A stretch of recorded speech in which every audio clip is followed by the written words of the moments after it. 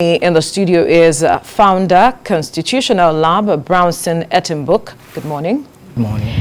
And joining me via Zoom is Head Democracy and Governance, Connected Development, Njoku Emmanuel. Good morning. Thank you for joining us on TVC Breakfast. Yeah, good morning. Thank you for having me. Let me begin with you, Emmanuel. Talk to us about your perception of this development from INEC. Yes, so for us at Connected Development, we're excited, we are happy, and this is truly commendable coming from INEC. We'll say this because we believe that INEC is bringing this process closer to young people, giving the opportunity for them to be able to register online. In the past, there are a lot of young people who have not been able to register to vote because young people simply, even when they are not that busy, they still don't have time for such things to go and monitor the whole day, a day or 2 days, just to register and vote. But with INEC bringing in this game changer of people being able to register on their smartphones, and that it's mostly young people that use these smartphones. So we are excited. We believe that this will give a lot of young people the opportunity to be on the voter register to enable them to be able to vote on election day. Right. Let's bring it to the studio now. I wonder if you share the same optimism, because a lot of persons are saying there might still be some concerns that INEC needs to look into critically, and that perhaps Nigeria, with considering the environment we find ourselves as it is, we may not be ripe for this online registration.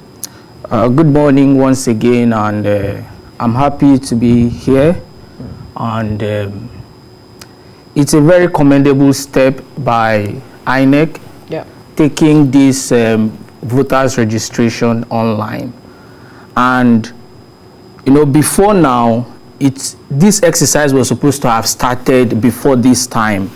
But for few challenges that INEC had, according to the chairman of the commission, and the new device that is to be used, according to him, that has been designed by their in-house engineers, that is why it had to delay till now, and also the COVID-19 issues, because the continuous voters registration exercise is something that is supposed to be ongoing, a continuous one. So with all that has been put in place, and with the assurance that the INEC chairman has given Nigerians, I believe that this exercise will go on smoothly. And it is worthy to note that this exercise is not just for people who have not registered before. Even those who had registered and had issues with their details, like your name wrongly spelled, your age, or any other detail that was wrongly captured, you can edit those details now. And also, those who had issues with their accreditation in the past elections, so there were a lot of issues around the card reader not reading people's PVC and all of those accreditation issues. Those issues would also be addressed in the course of this continuous voters registration exercise. Also, if you decide to change your voters location, your voting location, so say you were in Ibadan and you have relocated to Lagos and you want to vote in Lagos, because of this CVR exercise, you can also go on the portal and change your voting location. So I believe it is a welcome exercise, and most importantly, it is being done online. So with your smartphone, with your laptop, in the comfort of your home, you can register, and all that will take you to the INEC office is for you to go and do your biometrics. So it cuts out time, it cuts out delay, it cuts out the issues of somebody who is registering you, misspelling your details, and all of those challenges. So I believe it's a welcome. So you do not see, or you do not nurse any sort of fear with regards to this? So the only fear I would have nursed would have been people who cannot access the internet. Because we know that there are a lot of persons in the who are living in the local areas or even in the urban areas who cannot. Well, INEC said it has created over 2,000 locations so for these people. That has allayed that fear for me. Right. Yeah. But let me come back to our guest on Zoom now, talking about Emmanuel. Some persons believe that this will give an avenue for persons to putting fictitious, perhaps, dates and information that could be used to manipulate the 2023 elections. Yeah, so we expressed that same fear. We had a meeting with the INEC leadership, and we expressed the same fear. But then, so remember that when you're doing this online they call it pre-registration, it doesn't start and end online. You still, like my colleague there said, you still have to go to any of the centers across out of the 2,763 centers across the nation to go and finish the registration. So any information we were made to understand that you impute will be checked when you now go to do the biometrics and the picture capturing in their physical office. But what's important for us is we want a lot of young people to respect Nigerians, especially young people. So I keep saying young people. Look at what my friend was talking about, people that need to do transfer of PVCs. Who are these people that do transfer of PVCs? They are mostly young people. Why? Young people are the most mobile demography in Nigeria. Young people are the ones that, someone that is doing NYC in TVC right now, by the time he's going to vote in 2023, he probably will not be in Lagos or in Abuja. He would have gone back to his base after the NYC. It's young people that are mostly getting married and relocating. It's young people that are always mostly getting jobs and are relocated. Even in places where people are displaced because of insecurity, it's usually young people and women. So we'll try to urge young people to understand the importance. So for most young people, we think that the election is the election day in itself. But for the politicians themselves, election has started. So I say this with a short story. We've observed the election in 2015 in a particular local government, local government where there are no, it was in South Nigeria. But in that local government, we saw a lot of Northerners, and even the people that were in those polling units were wondering, who are these people here? But what happened? We later found out that as at the point when they were doing voter registration in 2017, 2018, a particular politician mobilized a lot of people from outside that locality to come to that zone and register.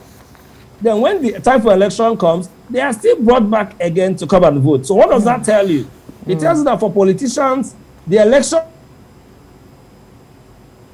get themselves on the register, because if you are not on the voter register, you will not be able to vote. Young people should totally dispel this fallacy that votes don't count. Votes in Nigeria since 2015, because of the introduction of technology in the electoral processes, have started to count. And I always ask young people these questions. If you say votes are not counting, why are politicians spending billions of naira to buy people's votes? Who goes to market? Who spends money on what you don't need? Politicians are buying votes because votes are counting. So does that reflect the fact that we haven't done enough with regards to voter education?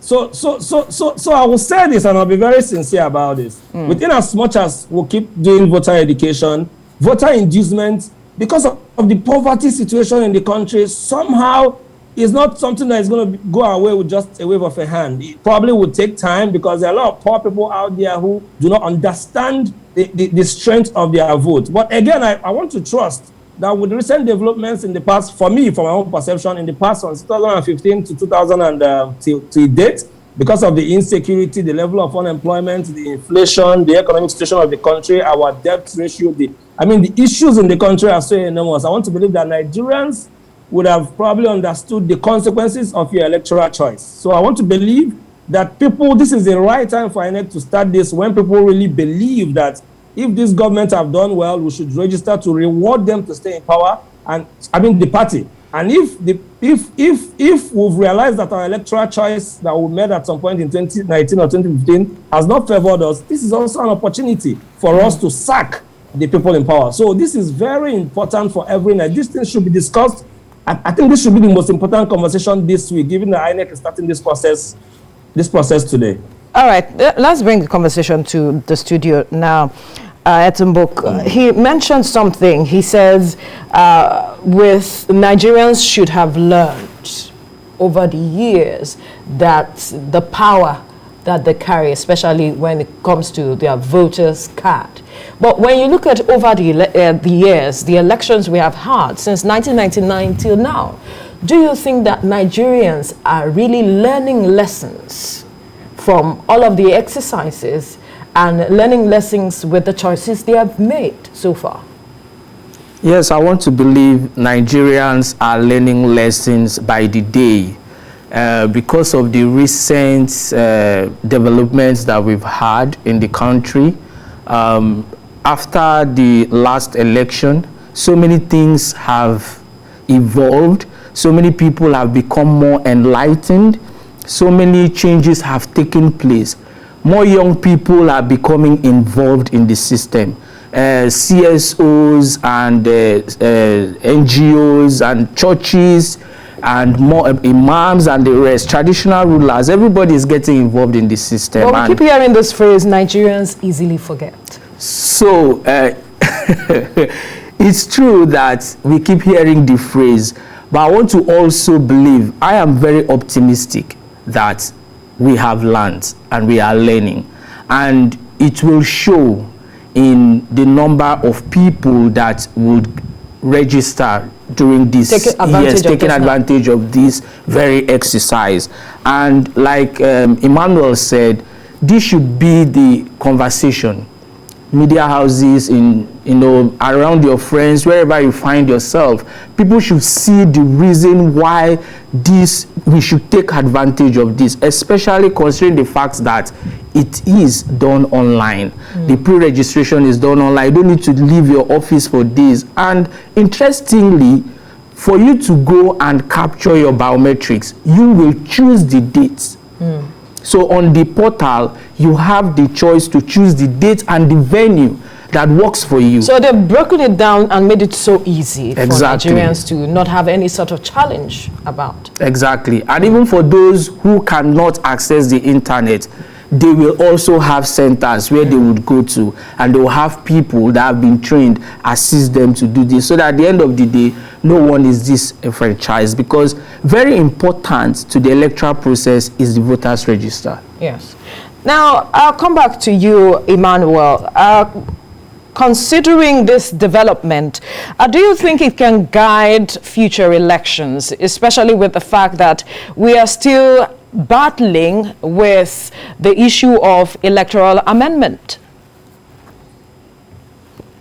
Yeah, so first of all, talking about future elections and this election coming in 2023, why we are particularly excited as an organization is because we carried out advocacies over time, asking, if you recall, before 2019 elections, the CVR used to happen just 3 weeks. They will just set out 3 weeks for CVR, and it's usually a crazy period. It messes up the whole process before election. But then we kept saying that the CVR... Hello? We can hear you. I can hear you. Okay, fine. We kept saying that the CVR needs to be continuous in its sense of it. So we've not gotten to that point where people can register at any point in time. We'll get to that point, But again, we are happy that it has gotten to this point, and now we are happy that they've stepped up the game by bringing it closer to young people through online. There was a second question he asked. I forgot the second question. The Electoral Amendment Act. So yes, so it is very disappointing for us that the National Assembly, till this moment, have not even brought the Electoral Act Amendment Bill to the House for third reading. And as at when the National Assembly had a retreat in January, or was it December last year or January this year? No, December last year. They assured Nigerians that by the end of the first quarter of 2021, by the end of the first quarter of 2021, that the Electoral Act Amendment Bill would have been done with and would have been sent to the President for assent.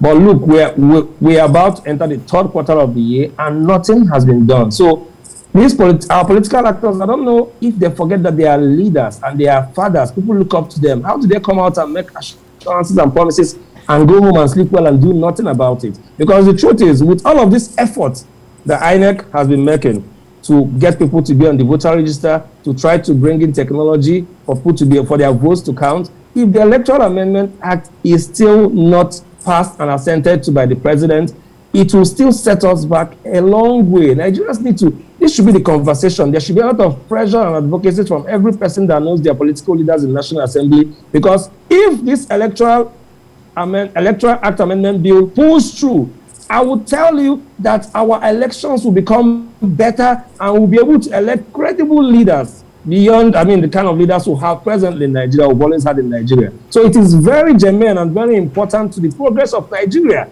as a nation under the democratic dispensation as we have it right now. So it's important, we'll keep talking about this, but then we'll celebrate the small wins. So I keep saying this, and I said this yesterday in a particular platform. We will always commend INEC for the efforts they are making. But then I feel that for every effort INEC makes, the government, whether at the level of National Assembly or the presidency, like we saw in 2028, 2029, when the presidency refused to assent to the Electoral Act Amendment Bill, for every 10 steps INEC takes, the president will just do something that will set INEC back by 30 steps. I say this, given instances like the nomination of the National Commissioner of INEC that the presidency has sent, the person of Miss Loretta Onoche. Yeah. This is a lady who we all know that has been partisan, who we all know that works as a card-carrying member of the APC. But so a lot of young people find it hard to believe their votes will count. Then the presidency is sending this list. Does the presidency not understand the effect and the impact this will have in the trust of citizens who want to vote? How do you expect Nigerians to trust that the processes will be transparent, that INEC will truly be independent when you are sending a full card-carrying member, which goes against the law? These things are just are very sad developments that hinder the progress that we're supposed to make in the electoral reforms in Nigeria. I really trust and want to appeal to the presidency to call back this nomination. There are lots of people who can do this job. When you send an Onoche Loretta to INEC, you are just telling Nigerians that, hey, INEC is no longer independent and your votes probably will not count. Yeah. That there will be bias in INEC. So I appeal to the presidency to call back that nomination and send someone who really will have business in INEC. Okay, let me ask Etumbuk's position with regards to the same matter, seeing that we're still having a battle, because the question on the minds of some Nigerians is the fact that why is it so challenging, to assent to this amendment, to push it forward, seeing that it will bring us the development we desire and move us forward, knowing how critical elections are to our democracy? So it beats my imagination, and I believe it's the same position most young Nigerians, will take. Why it has been so difficult for the Electoral Amendment Act to be passed. So we keep hearing stories upon stories, and you want to ask, what exactly is the role of the legislature? So if that one thing that is very important cannot be done, so look at something like the Petroleum Industrial Bill. These are key bills that should be passed that will help accelerate the growth of this country. So you want young people to be part of the electoral process. You want us to believe that our votes will count. And there are challenges that we are having. Clearly, everyone knows. And we have seen that the Electoral Amendment Act, if passed, will solve these issues. But yet, it has become like, a big elephant in the room that cannot be taken care of. And we want to ask, what exactly is the problem? Are there people who don't want this bill to be passed because there are certain benefits, in quotes, that they are getting, which, if this bill is passed, they will no longer have those benefits? So it leaves a question mark. And that goes to the point of saying whether we believe our votes will count or not. So like Emmanuel said, for every one step INEC is taking, what is the presidency, what is the legislature doing to ensure that this progress is sustained? Because, it's a circle. Everyone will have to play their own role. So if you don't play your own role, definitely something will be lacking, and what needs to be achieved will not be achieved. What are we talking about here? It's for the betterment of our country. Right. If we all say we are Nigerians and Nigeria belongs to us, we should push for things that will make Nigeria better, because we are not looking at today alone. What about tomorrow? President Buhari's children are Nigerians. The president of the Senate, his children are Nigerians. Probably he will not be here in the next 50 years, in quotes, let me say that. But what about his kids? Whatever legacy that is left today will definitely all come back to face us, right? So why don't we do what we can do now to save the future, to save Nigeria? Because if this Electoral Amendment Act bill is not passed, so many young people will not believe in the electoral process. We are taking up the advocacy and the push that with what INEC is doing, young people should, and take advantage. Yes, take advantage. We are taking the message, especially to young people, to women. So we have a campaign we call PVC for Her. So we are pushing women that have been left out of the electoral process, young people. Let us all, and embrace this initiative and changes that INEC has brought on board. But then, what is our presidency and the legislature doing? Right. We believe that if this Electoral Amendment Act is passed, a lot will change for the betterment in the electoral process. Thank you so much, Founder, Constitution Lab, Brownson and Timbuk, as well as Democracy Head, Democracy and Governance, Connected Development, Njoku Emmanuel. Thank you so much, gentlemen, for your time. Thank you. Thank you for having me. Right.